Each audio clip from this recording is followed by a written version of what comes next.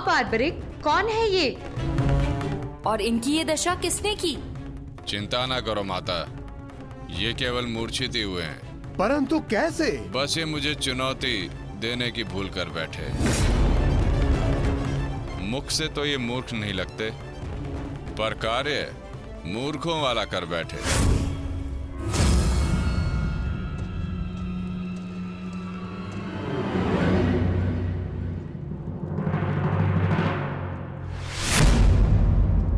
पिताश्री, पिताश्री, पिताश्री, पिताश्री, पिताश्री, मारवी पानी लेके आओ। क्या हुआ पिताश्री? क्या हुआ? ये क्या अनर्थ कर डाला तुमने? तुम्हें पता भी है ये कौन है? ये पिताश्री है मेरे, तुम्हारे पितामह मध्य पांडव महाबली भीम है ये, जिनका सम्मान करना चाहिए उन पर प्रहार कर उनको अपमानित कर दिया। लज्जा आती है मुझे कि तुम मेरे पुत्र हो। हाँ, जो तुमने किया वो मूर्खता नहीं, पाप है।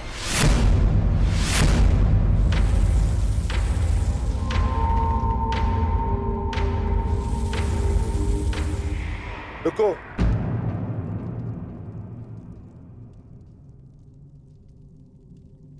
पिताश्री, मैं अपने मूर्ख पुत्र की ओर से क्षमा मांगता हूं। क्या ये मेरा पौत्र है? प्राणिपात पितामह, अपनी उद्दंडता पर मैं लज्जित हूं।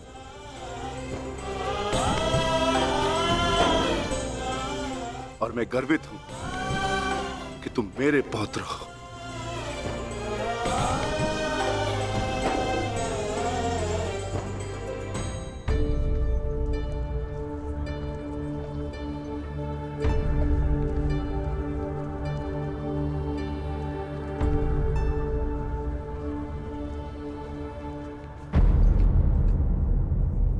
जिस भीम को जरासंध भी परास्त नहीं कर पाया, उसे धूल चटाकर बार्बरिक ने यह सिद्ध कर दिया वो कुशल योद्धा है। मैं बहुत प्रसन्न हूं ये जानकर कि तुम्हारी धमनियों में मेरा रक्त बह रहा है। जीते रहो पुत्र।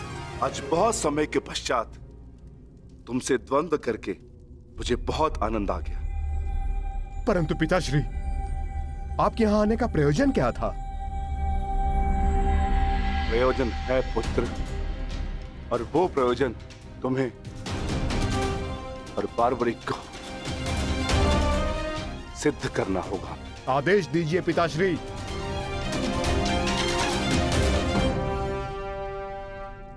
कौरवों और हमारे मध्य महायुद्ध आरंभ होने वाला है। तुम मेरे वंश के वीर हो। हमारे पक्ष को शक्तिशाली बनाने के लिए मुझे इस महायुद्ध में मेरे परिवार की आवश्यकता है। मुझे मेरे कुशल और बलवान पुत्र और पौत्र की आवश्यकता है। क्या तुम मेरा साथ दोगे? हम आपके आदेश के अनुपालन के लिए प्रस्तुत हैं पितामह। इस युद्ध में आपके लिए प्राण देना हमारे लिए गर्व की बात होगी। मेरा परिवार मेरे साथ है, तो इस महायुद्ध में हमारी विजय निश्चित है।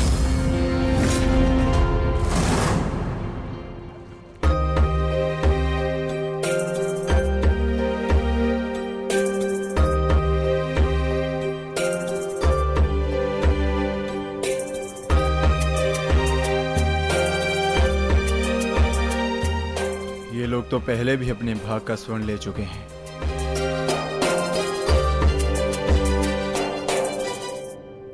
ये लीजिए माते। पुत्र, ये युद्ध संसार के इतिहास का सबसे भीषण युद्ध है। क्या तुम्हें भय नहीं लग रहा?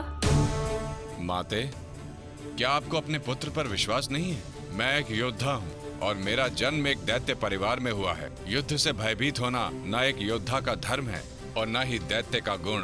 आपके पुत्र का कौशल युद्ध में निसंदेह महत्वपूर्ण साबित होगा।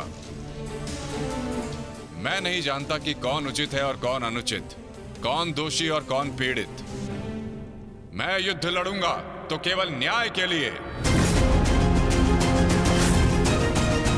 अपने रण कौशल, प्रतिभा और साहस से सबको आश्चर्यचकित कर देगा आपका पुत्र। मुझे तुम पर गर्व है पुत्र। मैंने स्वयं को वचन दिया है माते कि युद्ध में मैं निर्बल पक्ष की ओर से ही लड़ूंगा। चलें पुत्र। अवश्य पिताश्री।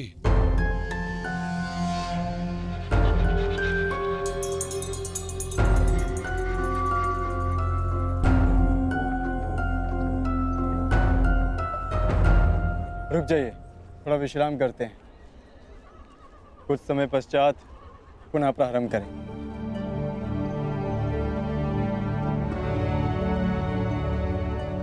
क्षमा चाहता हूँ माधव, परंतु मैं ये जानना चाहता हूँ कि आपकी ये परीक्षा कब समाप्त होगी।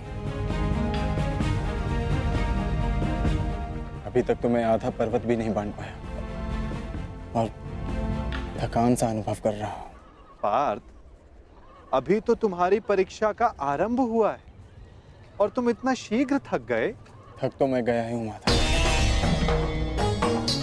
परंतु पराजय स्वीकार नहीं करूंगा। क्षमा चाहता हूँ माधव, परंतु अभी तक मुझे आपकी इस परीक्षा में आपका उद्देश्य समझ नहीं आया। ठीक है पार्थ, मैं तुम्हें अपना उद्देश्य बताता हूँ। इस कहानी का दूसरा कोण तुम्हारे समक्ष लाता हूं। अब तुम्हें स्वर्ण नहीं बांटना है, बस यहां खड़े रहकर जो कुछ भी घटित होगा उसका साक्षी बनना है।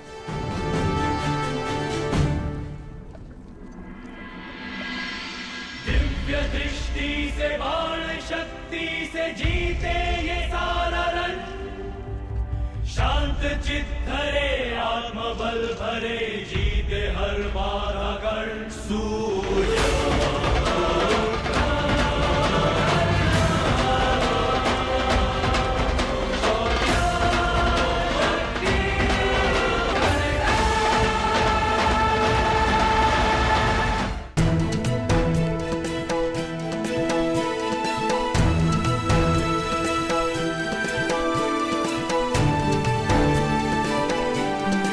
प्रणिपात वासुदेव।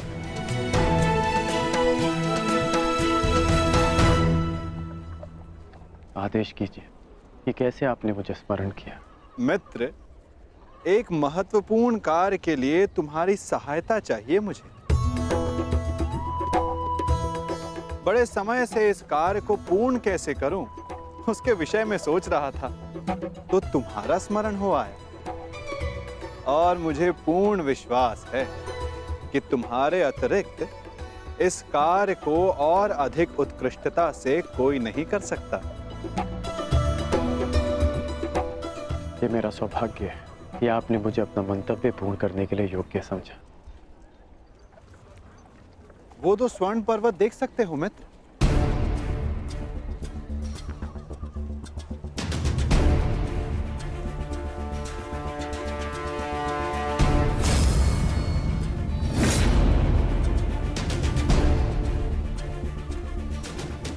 अब इन स्वर्ण पर्वतों पर तुम्हारा अधिकार है और मैं चाहता हूं कि इन स्वर्ण पर्वतों को तुम समान मात्रा में बांटकर इन ग्राम वासियों में दान कर दो। परंतु एक बात का स्मरण रखना मित्र, इन दोनों स्वर्ण पर्वतों का सारा स्वर्ण दान करना होगा। जो आदेश वासुदेव।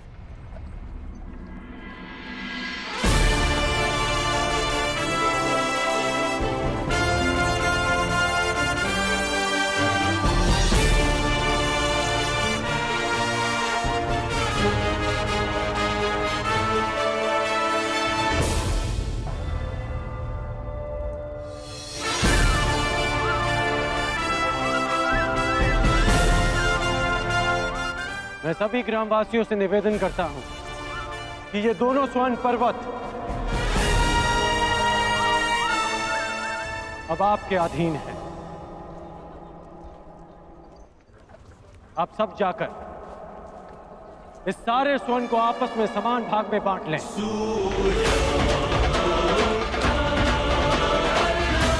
जाइए।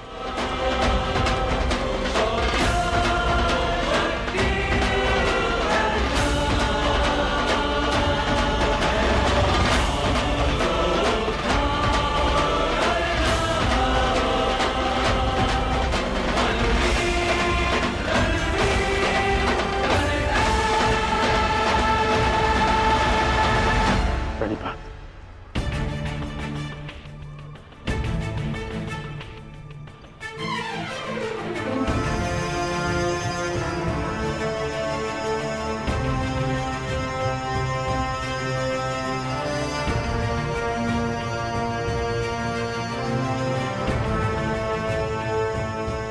तुम्हें ये स्वर्ण इन ग्रामवासियों में बांटना था, परंतु तुम भी इन ग्रामवासियों की भांति ही स्वर्ण के प्रति आकर्षित हुए। कदाचित तुम स्वर्ण को ऐश्वर्य और सम्मान प्राप्त करने की वस्तु समझते हो। तुमने अपने अनुमान से इस स्वर्ण को इन लोगों में दान किया, परंतु तुम्हें इसका ज्ञात नहीं था कि किसको कितनी आवश्यकता है। और कर्ण के मन में इस स्वर्ण को लेकर कोई आकर्षण, कोई लालच नहीं था पार्थ। और ये सब ग्रामवासियों में दान करके वो वापस लौट गया। पार्थ, जिस पर दान करने का उत्तरदायित्व हो, उसके मन में वस्तु के प्रति लोभ नहीं होना चाहिए।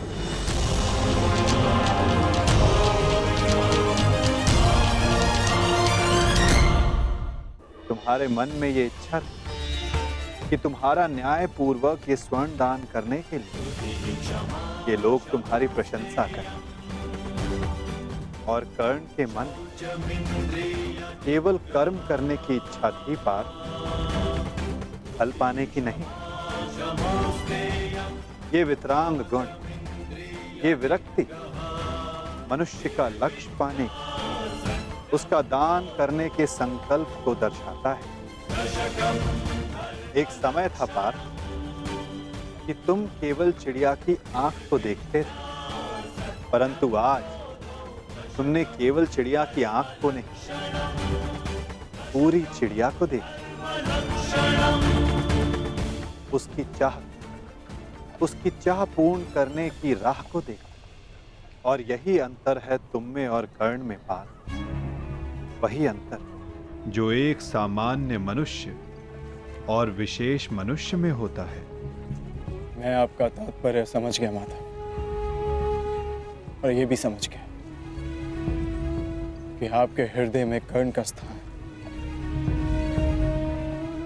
मेरे स्थान से ऊपर क्यों है। नहीं पार्थ, ऐसा नहीं है। तुम भी मेरे लिए अत्यधिक प्रिय हो,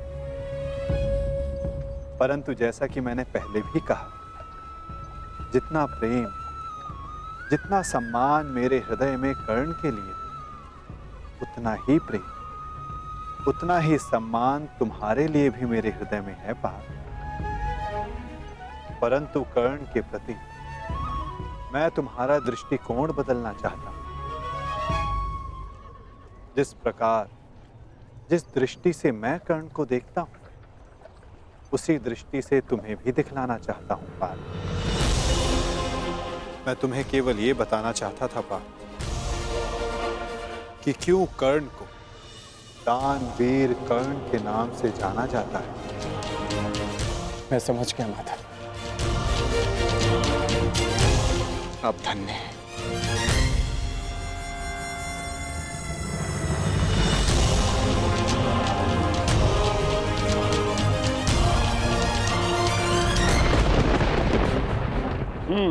बड़ा दानवीर है ये कर्णवासु। आपकी परीक्षा तो पूर्ण हो गई। अब मेरी बारी। अब मैं बताऊंगा कि दानवीर होने के नाम पर कितना बड़ा ढोंग कर रहा है ये कर्ण। अब केवल अर्जुन को ही नहीं, पूरे संसार को ज्ञात होगा ये सूर्यपुत्र कर्ण कितना महान दानवीर है।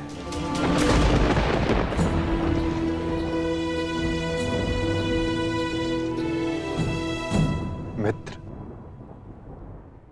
तुम्हारी परीक्षा अभी पूर्ण नहीं हुई है। तुम्हारी इस दानवीरता की सबसे विकट परीक्षा अभी शेष है मित्र, और उस परीक्षा में सफल होने के लिए तुम्हें बहुत बड़ा मूल्य चुकाना होगा। तुम्हारी उस परीक्षा के समक्ष मेरी ये परीक्षा मानो बालकों का खेल सिद्ध होगी मित्र। सावधान रहना। आप जानते नहीं कि आज मैं कितना प्रसन्न हूं कि आपको मेरी चिंता है, कि मैं आपके मन में बसता हूं। अब मुझे और कुछ नहीं चाहिए। अब यदि मैं अपने प्राणों को भी दान में दे दूं, तब भी सदा मैं धनी रहूंगा।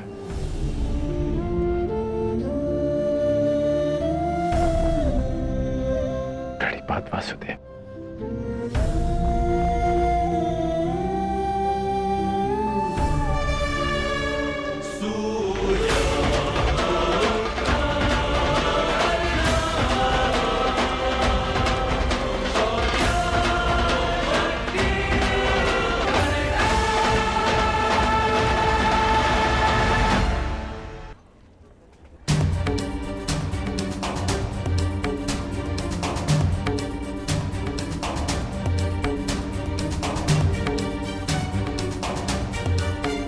क्या हुआ माधव? कुछ हुआ नहीं पार्थ, परंतु शीघ्र ही होने वाला है। पार्थ, प्रतीत होता है कि तुम्हारे भ्राता विकोदर वापस लौट आए हैं। जाओ, जाकर अपने अग्रज का स्वागत करो। जाओ पार्थ। आप नहीं आएंगे माधव? तुम जाओ पार्थ, मैं कुछ समय पश्चात आता हूं।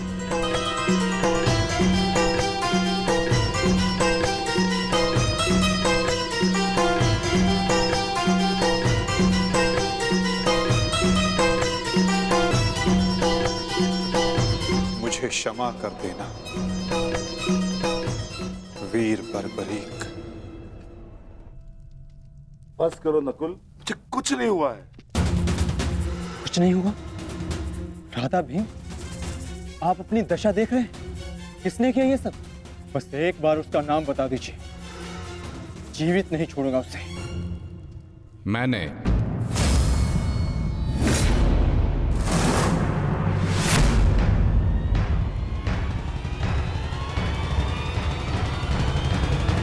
कौन हो तुम दुस्साहसी? आपका पौत्र पितामह।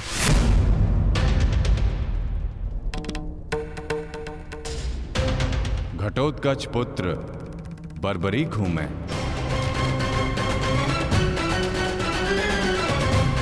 इसकी मार से जो चिन्ह मेरे शरीर पर पड़े हैं, इसका अर्थ तुम समझते हो अर्जुन? इसका अर्थ है कौरवों पर हमारी विजय तो निश्चित है अनुज।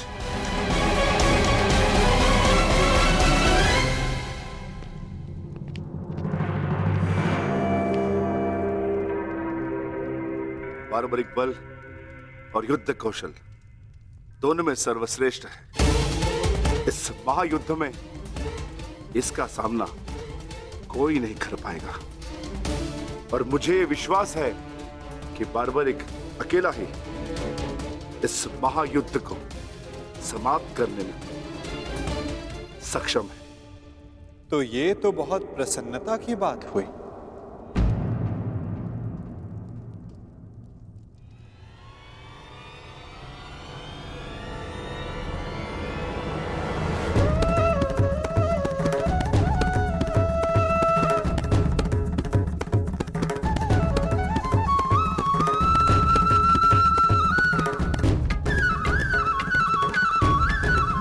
वासुदेव, ये मेरा पौत्र बार्बरिक है। बार्बरिक, ये मेरे भगवान कृष्ण।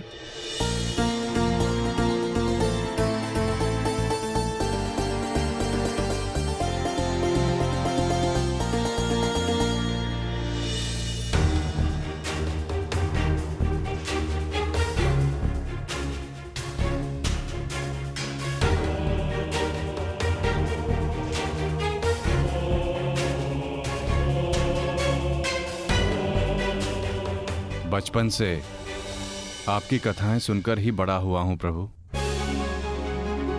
आप मेरे स्वप्न में आते थे। मैंने देखा कि आप ही मेरे मुक्ति मार्गदर्शक हैं।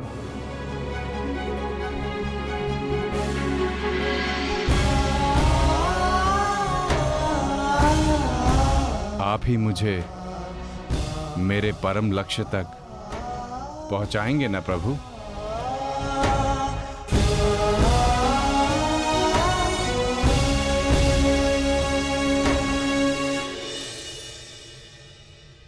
तो तुम्हें लगता है बर्बरी कि तुम स्वयं ही अकेले इस युद्ध को समाप्त कर सकते हो?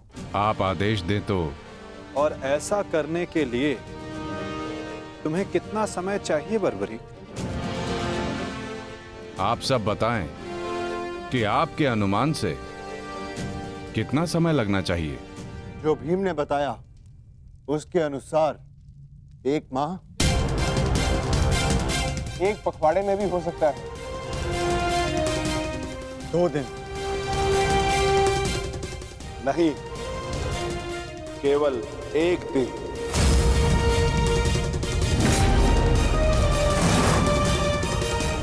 बताओ बार्बरिक, सही उत्तर क्या है?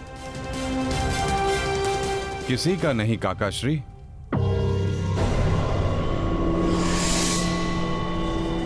तो बताओ बर्बरी, कितना समय लगेगा तुम्हें? केवल उतना जितना 3 बाणों का संधान करने में लगता है।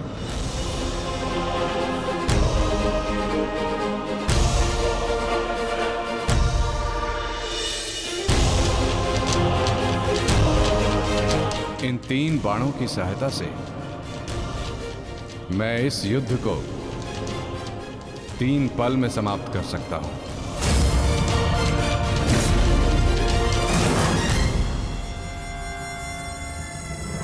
चाहे जितने भी शत्रु मेरे समक्ष हों, इन 3 बाणों से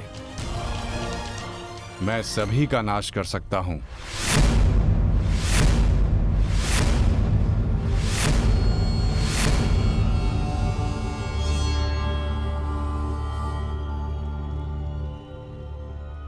मैं केवल कथनी पर विश्वास नहीं करता बर्बरी, मुझे करनी का प्रमाण चाहिए। दे सकते हो? तुम राधे नहीं कुंती पुत्र हो। स्वयं सूर्य नारायण के अंश हो तुमका।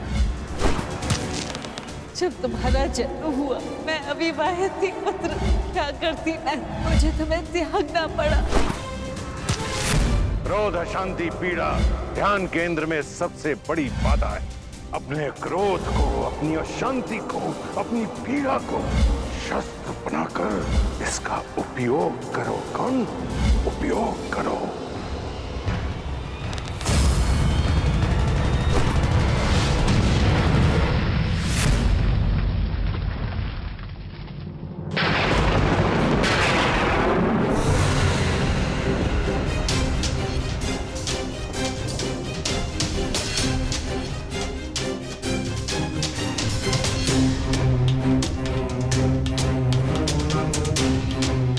मैं इंद्र हूं, देवराज इंद्र। सूर्य को भी अपने नियंत्रण में कर सकता। तो तुम क्या हो? जितना भी अभ्यास करना है कर लो। का धनुष से बाण चला लो। हाल के बिना योद्धा को मरना ही होता है।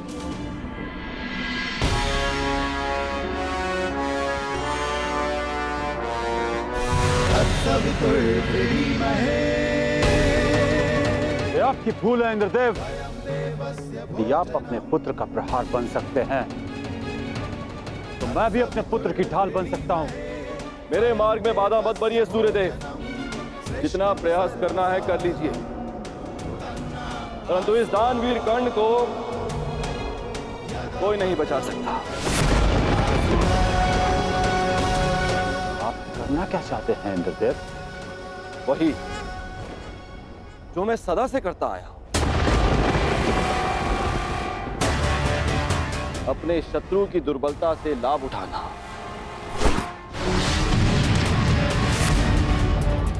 मैंने सुना है कि सूर्य उदय के समय यदि कर्ण से कोई दान मांगे तो वो अस्वीकार नहीं करता, मांगने वाले को निराश नहीं करता, दान अवश्य देता है। अर्थात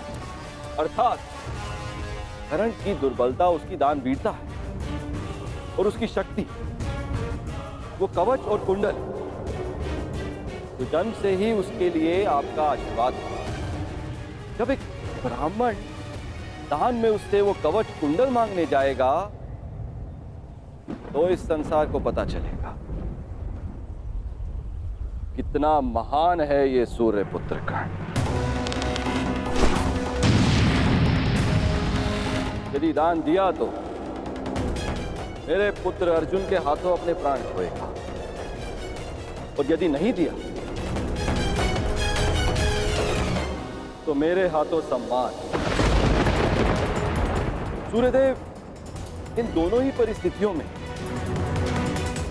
विजय तो देवराज इंद्र की ही होनी है। यह धर्म है इंद्रदेव। कवच और कुंडल कर्ण को उसके पिता का दिया हुआ उपहार है। यदि आपका पुत्र मेरे पुत्र को पराजित करने में असमर्थ है तो इस भांति आप एक बहुत ही नीच कार्य करेंगे। यह अनुचित है। इसमें अनुचित क्या है सूर्यदेव? आपने अपने पुत्र कर्ण की रक्षा के लिए उसे कुंडल और कवच दिए, मैं अपने पुत्र अर्जुन की रक्षा के लिए वो कुंडल और कवच छीन लेना चाहता हूं। मैं ऐसा कदापि होने नहीं दूंगा।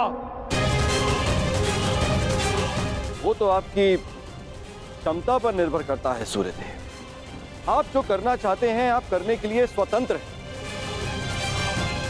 परंतु कल या तो आपका मान रहेगा या आपके पुत्र को आपका दिया हुआ उपहार। मेरा पुत्र है वो सूर्य पुत्र कर्ण। शीघ्र ही आपको अपनी भूल की अनुभूति हो जाएगी। कल प्रातः संसार पर सूर्य का प्रकाश पड़े या ना पड़े, परंतु ज्ञान का प्रकाश आपकी बुद्धि पर अवश्य पड़ेगा।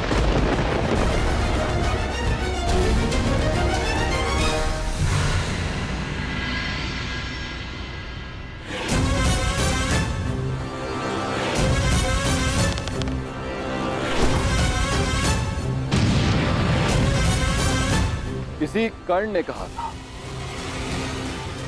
यह युद्ध एक यज्ञ है और यज्ञ को सफल बनाने के लिए त्याग और दान करना होता है। सूर्यदेव, तुम्हारे इस पुत्र कर्ण को अपने प्राणों का बलिदान देना होगा।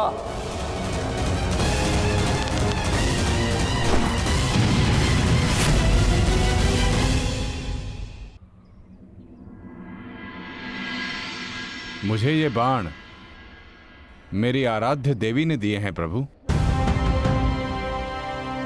इन बाणों के लक्ष्य पर जो शत्रु होगा उन सभी का नाश हो जाएगा प्रभु।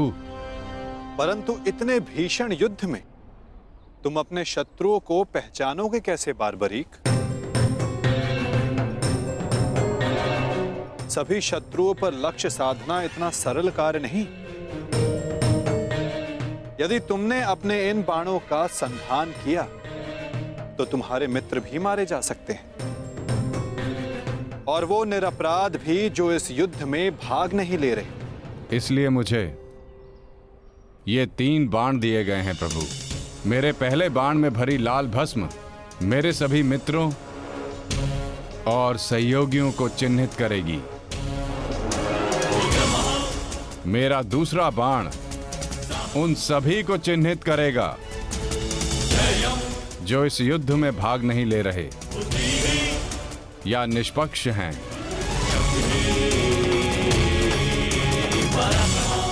और ये तीसरा बाण एक क्षण में उन सभी का अंत कर देगा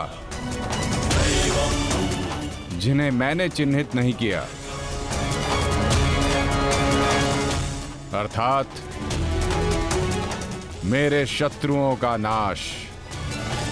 असंभव, मैं नहीं स्वीकारता। प्रत्यक्ष को प्रमाण की आवश्यकता नहीं है माधव।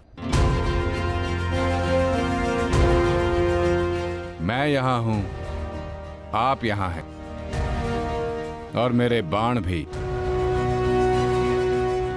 आप चाहें तो मेरा परीक्षण यहीं ले सकते हैं। बस लक्ष्य बताएं। तो ठीक है बारबरी, लक्ष्य भी तुम्हारे समक्ष प्रस्तुत है। इस वृक्ष को देख रहे हो? इस वृक्ष के सभी सूखे पत्तों को अपना लक्ष्य बनाओ। परंतु स्मरण रखना बारबरी, इस वृक्ष का कोई भी हरा पत्ता या कोई भी अध सूखे पत्ते का लक्ष्य भेदन नहीं होना चाहिए। स्वीकार है? आदेश का पालन होगा।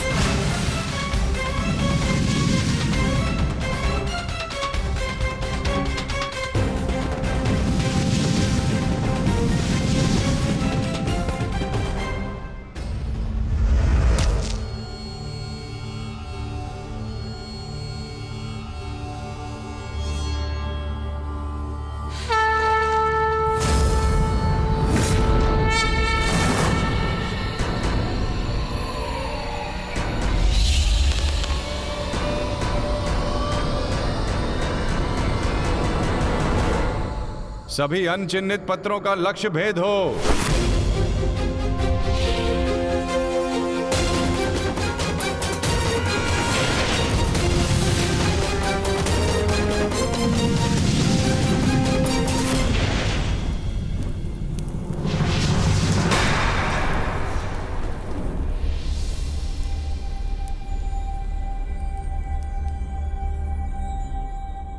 प्रतीत होता है कि कोई सूखा पत्ता शेष रह गया है बारबरीक। तुम असफल हुए। न मैं असफल हुआ हूं और न मेरा तीर कोई लक्ष्य छोड़ेगा।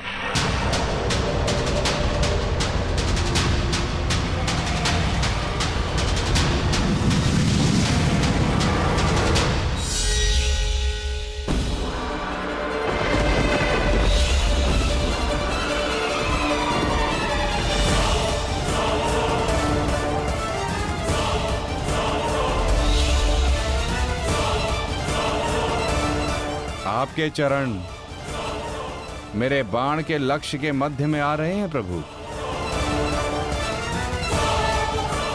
आपसे निवेदन है कि आप अपने चरण हटाइए प्रभु, अन्यथा ये आपके चरण को भेद देगा। तो क्या ये बाण अपना लक्ष्य भेदने के लिए मेरे पांव पर आघात कर सकता है? जी प्रभु, शीघ्र अपने चरण हटाइए।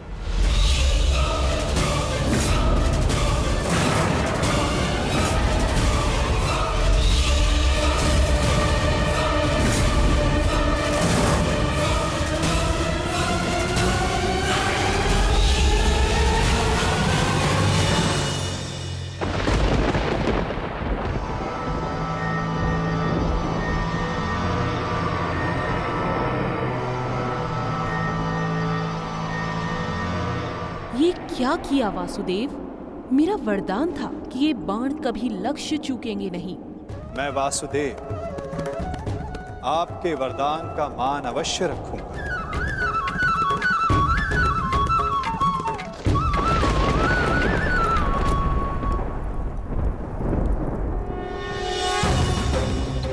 देवी, आपका ये बाण मेरा चरण भेद नहीं पाया, परंतु अब से मेरे शरीर का ये भाग सबसे दुर्बल होगा।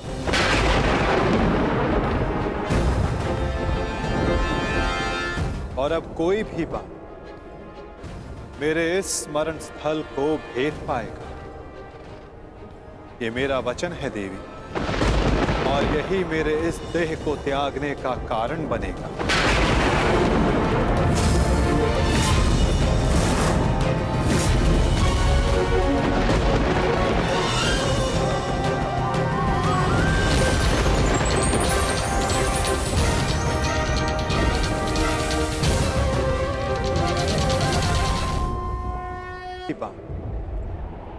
मेरे इस स्मरण स्थल को भेद पाएगा।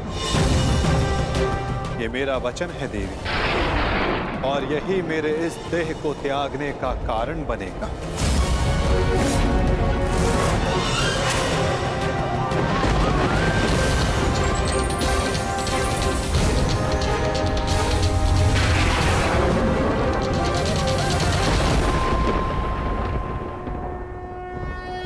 परंतु क्यों माता, आपने उस पत्ते पर पांव क्यों रखा?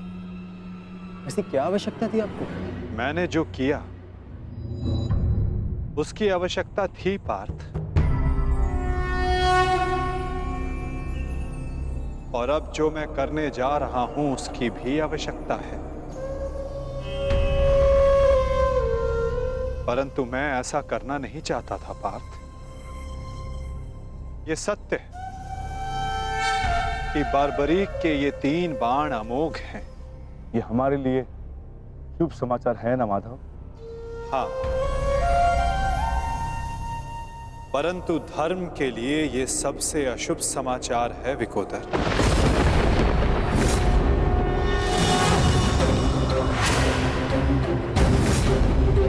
ये युद्ध केवल कौरवों और पांडवों के मध्य नहीं है। ये युद्ध धर्म और अधर्म के मध्य है। ये युद्ध पाप और प्रतिज्ञा के मध्य है। ये युद्ध श्राप और श्रापितों के मध्य है। और अब ये 3 बाण और इन बाणों का धारक बार्बरीक हमारे लिए सबसे बड़ी समस्या बन चुका है।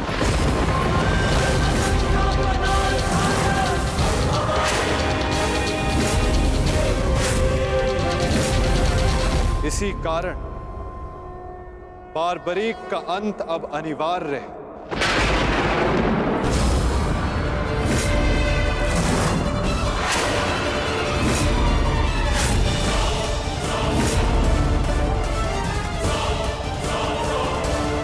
इसका वध अब अटल है।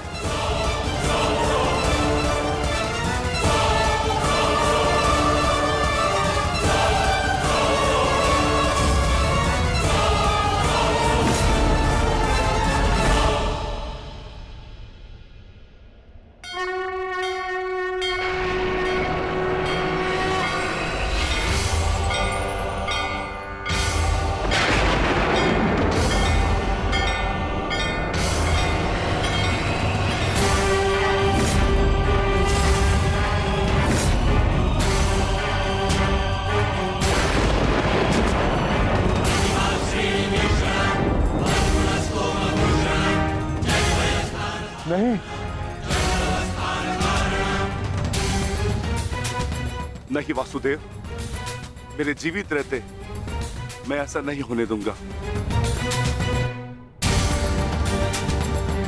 सुदर्शन चक्र को बारबरी तक पहुंचने से पहले मेरे मस्तक से होकर जाना होगा। यही नियति है भीम, और तुम ये भली भांति जानते हो। बर्बरीक का अंत अब अनिवार्य है, अन्यथा युद्ध में सबका विनाश निश्चित है। मेरे पास अब और कोई विकल्प शेष नहीं।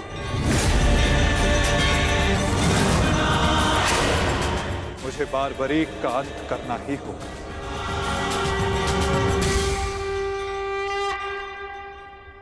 किंतु माता, इसका कोई समाधान तो निकल ही सकता है ना। हम बारबरीक को युद्ध से दूर भी तो रख सकते हैं। तो फिर इसका अंत अनिवार्य क्यों?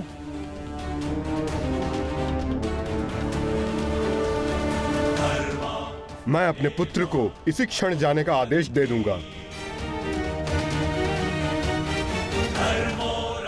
मेरी आपसे विनती है प्रभु, मेरे पुत्र को उस कर्म का दंड मत दीजिए जो उसने अभी तक किया ही नहीं।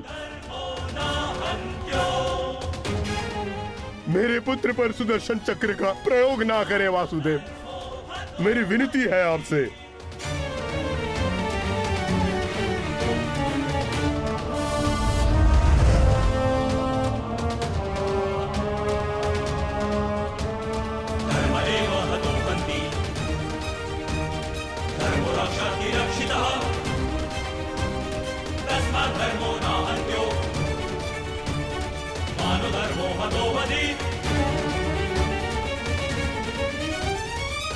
रुकिए पिताश्री।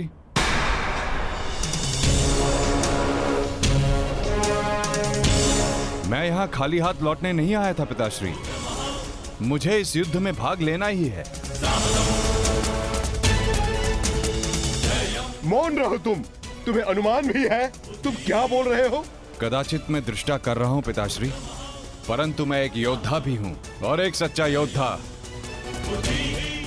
युद्ध भूमि से विजय प्राप्त करके लौटता है या वीर गति पाकर।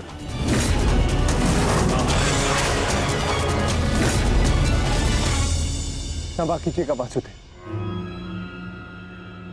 परंतु युद्ध में बारबरीक के भाग लेने से हमें क्या हानि होगी? बारबरीक हमारे पक्ष से युद्ध करेगा, हानि तो केवल कौरवों को होगी वासुदेव। नहीं युधिष्ठिर, जो तुम्हें दिख रहा है वो सत्य नहीं है। क्यों बारबरीक, मैंने उचित कहा ना? मैं समझा नहीं वासुदेव। बारबरीक निश्चित रूप से हमारे पक्ष में लड़ेगा, तो इसमें क्या संदेह है? क्यों पौत्र? सत्य यह है कि मैं इस युद्ध में निर्बल पक्ष की ओर से भाग लूंगा।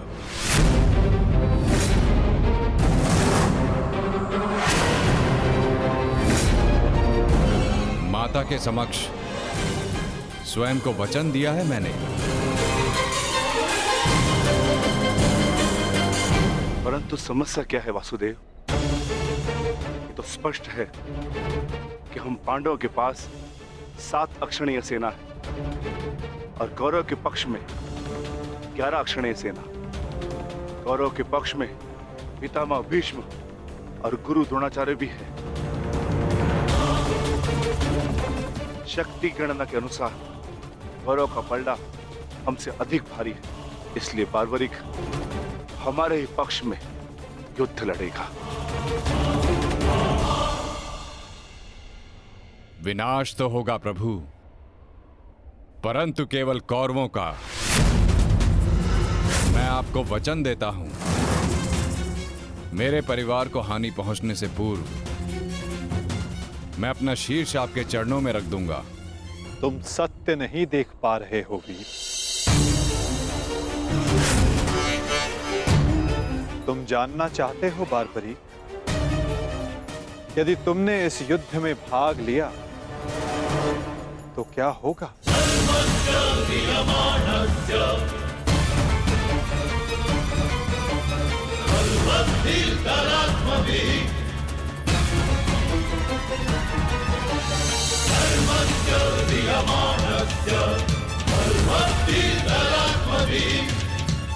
तो देखो,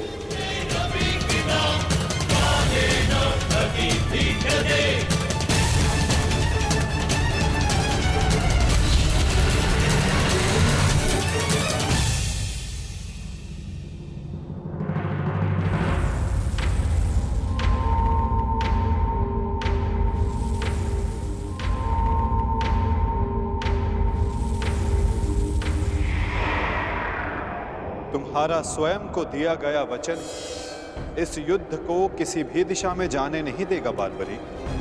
इस युद्ध का संतुलन बिगाड़ देगा। तुम निश्चित रूप से आरंभ में पांडवों के पक्ष में रहोगे, क्योंकि आरंभ में पांडव कौरवों से निर्बल होंगे, परंतु शीघ्र ही ये परिस्थिति बदल जाएगी बार्बरीक।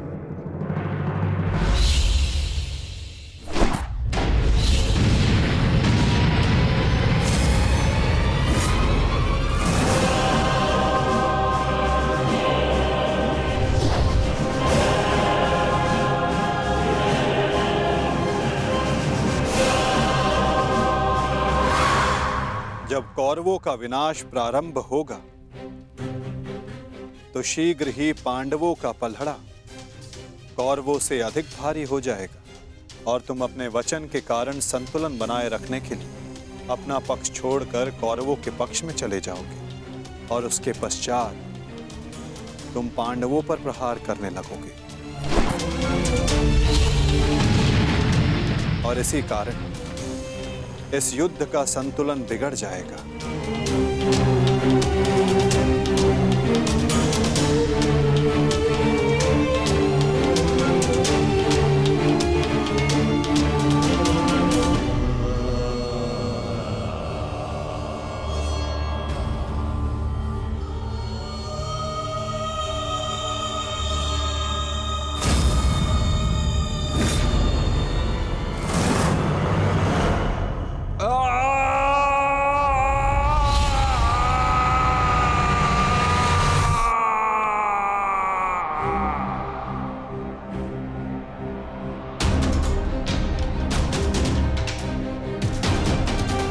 यही सत्य है बार्बरीक।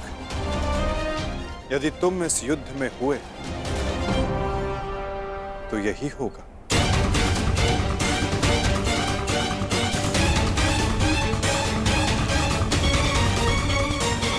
यदि तुम इस युद्ध में हुए तो यही होगा। तो मैं क्या करूं प्रभु?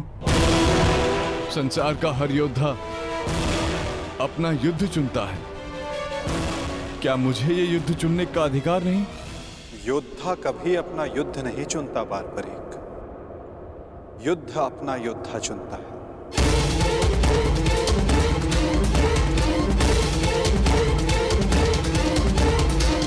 तो आदेश दें प्रभु, मुझे क्या करना है? ये युद्ध एक यज्ञ है बार्बरीक, और तुम्हें त्याग और बलिदान देना होगा, स्वयं के प्राणों का दान।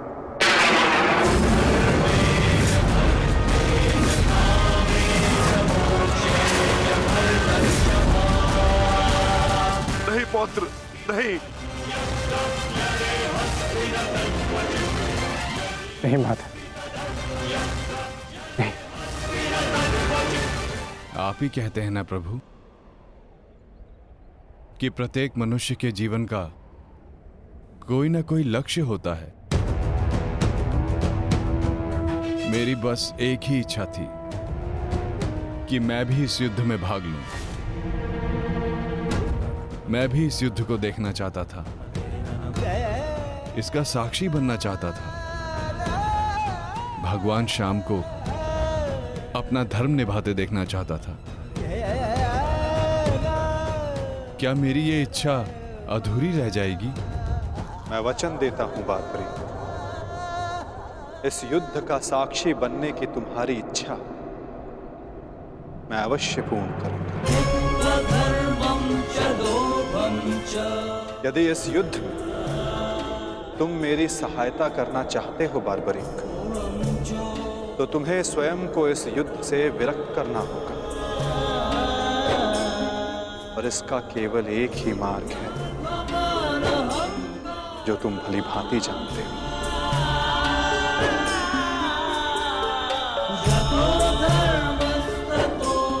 मैं समझ गया प्रभु।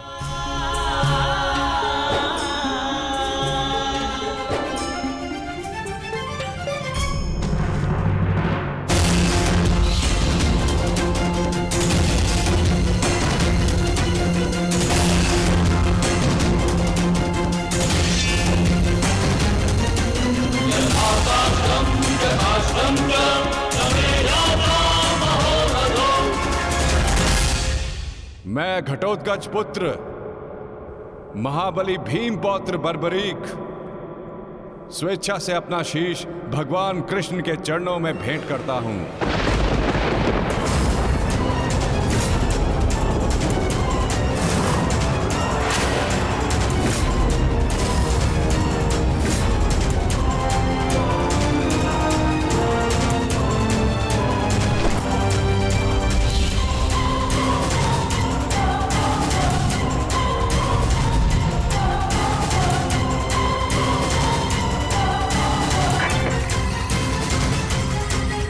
भगवान श्याम की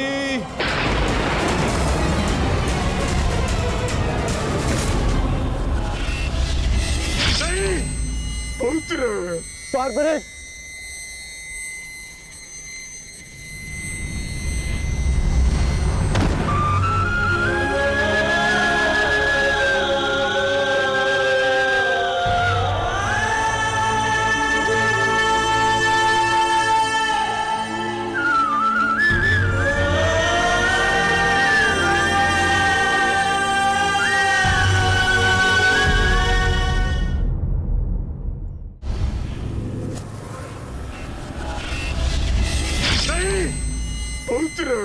बार्बरिक,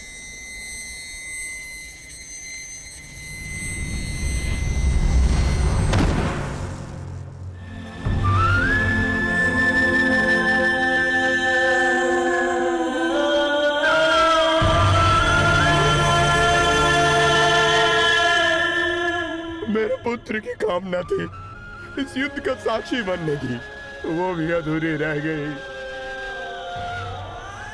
उसने स्वयं के साथ भी अपनी अंतिम कामना का भी अंत कर लिया। नहीं घटोत्कच, ये अंत नहीं, प्रारंभ है। बार्बरीक की अंतिम इच्छा अवश्य पूर्ण होगी। श्री कृष्ण गोविंद हरे मुरारी, हे नाथ नारायण वासुदेवा।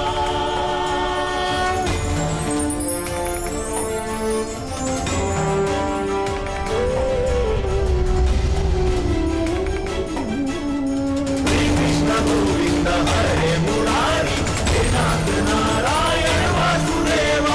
श्री कृष्ण गोविंद हरे मुरारी, हे नाथ नारायण वासुदेवा। श्री कृष्ण गोविंद हरे मुरारी, हे नाथ नारायण वासुदेवा। श्री कृष्ण गोविंद हरे मुरारी, हे नाथ नारायण वासुदेवा। श्री कृष्ण गोविंद हरे मुरारी, हे नाथ नारायण वासुदेवा। श्री कृष्ण गोविंद हरे मुरारी, हे नाथ नारायण वासुदेवा। श्री कृष्ण गोविंद हरे मुरारी, हे नाथ नारायण वासुदेवा।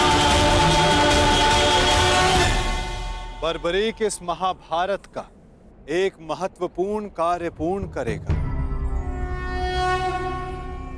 बार्बरीक का ये त्याग, ये बलिदान व्यर्थ नहीं जाएगा।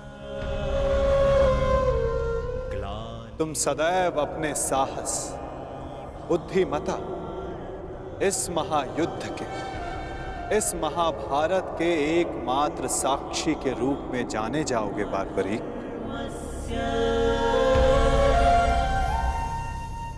संसार तुम ही से जानेगा कि इस महायुद्ध में जो कुछ भी हुआ धर्म के अनुसार हुआ, और इस संसार के अंत तक तुम इस धर्म युद्ध के साक्षी रहोगे बारबरीक।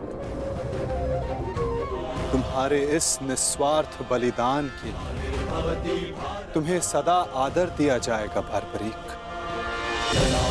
और तुम्हारी खाटू श्याम के नाम से पूजा की जाएगी।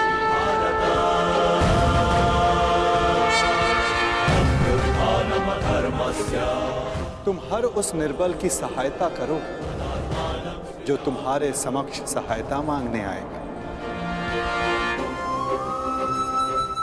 वीर बारबरीक, तुम अपने साहस के लिए जाने जाओगे, महाभारत के निर्णायक के रूप में जाने जाओगे, शीश दानी के रूप में जाने जाओगे।